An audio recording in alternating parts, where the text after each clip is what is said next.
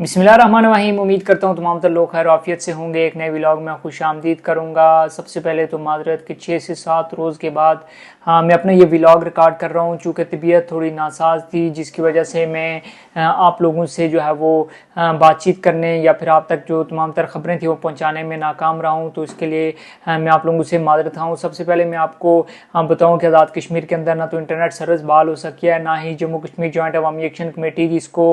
हुकूमती आज़ाद कश्मीर और महकमा दाखिला आज़ाद कश्मीर की जानिब से कलअदम करार दिया गया था, उसके साथ किसी किस्म के मुज़ाकरात हो पाए हैं। इस हवाले से क्या अपडेट है वो आपके साथ शेयर करेंगे, लेकिन उससे पहले आपको बताऊं कि जो कायम काम सदर आज़ाद कश्मीर हैं चौधरी लतीफ़ अकबर साहब, उन्होंने आज़ाद कश्मीर कानून साज असम्बली का अहम इजलास 24 अगस्त को जो है वो तलब कर लिया है। इस इजलास के अंदर वो तमाम तर लोग जो कि इलेक्शन में जिन्हें कामयाबी समेटी थी और आज़ाद कश्मीर कानून साज असम्बली का हिस्सा बने थे, यानी कि MLA बने थे, वो अपने जो हेल्प है वो उठाएंगे। साथ ही साथ जो है वो इसी रोज़ यानी कि 24 अगस्त को ही जो स्पीकर और डिप्टी स्पीकर है उसके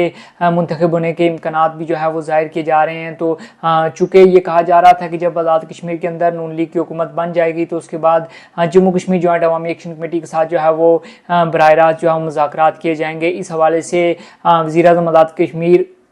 जो फैसल मुमताज़ राठौर साहब हैं उनकी हुकूमत की जानिब से जो कि जम्मू कश्मीर जॉइंट अवामी एक्शन कमेटी को जो है वो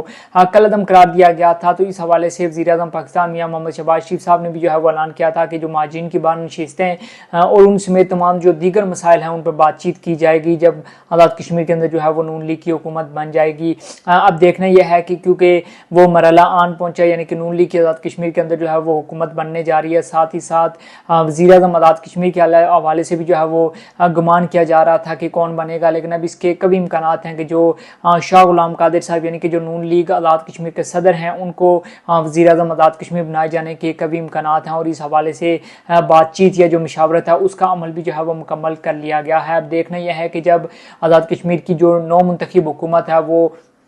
बन जाती है, यानी कि उसका क़याम अमल में आ जाता है, तो उसके बाद क्या जम्मू कश्मीर जॉइंट अवामी एक्शन कमेटी के साथ जो है मुज़ाकरात उनका आगाज़ किया जाएगा, उनके साथ किसी किस्म की जो है वो गुफ्तगू शनीद की जाएगी या फिर उनको उनके हाल पर जो है वो छोड़ दिया जाएगा। साथ ही साथ चूँकि पुंछ के 7 हल्के ऐसे हैं जहाँ पर इंतखाबात होने बाकी हैं, वहाँ पर भी इंतखाबात के हवाले से इलेक्शन कमीशन ने यह ऐलान किया था कि 20 अगस्त तक जो है वो ऐलान किया जाएगा, लेकिन ताहाल जो है उस पर किसी किस्म का ऐलान जो है वो सामने नहीं आया। आज़ाद कश्मीर में इंटरनेट सर्विस के हवाले से बहुत से लोग सवाल कर रहे थे कि कब तक बहाल कर ली जाएगी और इस हवाले से क्या पेश रफ्त है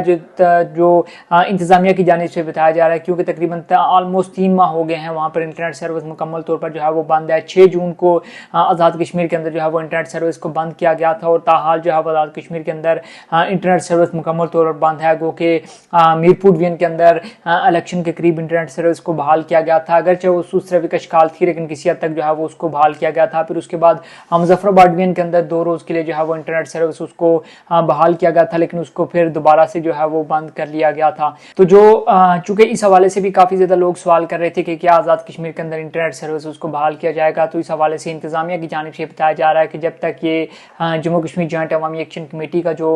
इस वक्त जो धरना जारी है जब तक वो ख़त्म नहीं हो जाता, जब तक किसी किस्म के मुज़ाकरात नहीं हो जाते, तो आज़ाद कश्मीर के अंदर जो इंटरनेट सर्विस और मोबाइल सर्विस है वो बंद रहेगी। चूँकि मोबाइल सर्विस पहुँच के कुछ जो इजला हैं उनके अंदर बंद है, बाकी जगहों पर मोबाइल सर्विस किसी हद तक जो है वो काम कर रही है। साथ ही साथ आपको बताऊं कि इनिशियली तकरीबन 50 से 55 लोग ऐसे थे जिनका नाम 4 शेड्यूल के अंदर डाला गया था, उनके मोबाइल सिमें जो है वो ब्लॉक कर दी गई थी, शनाख्ती कार्ड जो है ब्लॉक कर दिया गया था, साथ ही साथ उनके जो बैंक अकाउंट थे उनको भी ब्लॉक कर दिया गया था। उसके बाद पे दर पे जो है वो जो आज़ाद कश्मीर हुकूमत है उसकी सिफारिश पर जो है मुख्तलिफ लोगों के नाम जो है वो 4 शेड्यूल में डाले गए थे, जिसमें जो सहाफ़ी हैं दानिश इरशाद उनका नाम भी जो है वो डाला गया है। साथ ही साथ और भी लोग हैं जिनका नाम जो है वो क़याम कश्मीरी, जो कि एक एक्टिवली जो है वो आज़ाद कश्मीर के अंदर आज़ाद कश्मीर के जो हालात हैं उनके ऊपर जो है वो रिपोर्टिंग कर रहे थे, उनको भी जो है वो 4 शेड्यूल के अंदर डाला गया है। नबीला इरशाद एडवोकेट उनको भी जो है वो 4 शेड्यूल के अंदर जो है वो डाला गया। तो ये जो 4th शेड्यूल के अंदर डालने का सिलसिला है ये भी दूसरी जानिब जारी है। अब देखना यह है कि हुकूमत आज़ाद कश्मीर और जो अवामी एक्शन कमेटी है उसके दरमियान अगर किसी किस्म के मुज़ाकरात होते हैं तो फिर क्या वो मुज़ाकरात कामयाब हो पाएंगे या नहीं हो पाएंगे, इस हवाले से आने वाले दिनों में जो भी अपडेट होंगे वो इंशाल्लाह आपके साथ गाय बगाए शेयर करते रहेंगे। जाने से पहले आपसे एक छोटी सी रिक्वेस्ट है कि अगर अभी तक आपने हमारे सोशल मीडिया प्लेटफॉर्म जी कश्मीर को फॉलो नहीं किया तो जल्दी से फॉलो कर लें, सब्सक्राइब कर लें ताकि आने वाली तमाम तरह अपडेट आप तक पहुँच सके। अपना बहुत सा ख्याल रखिएगा, मुझे दीजिए इजाज़त। अल्लाह हाफिज़।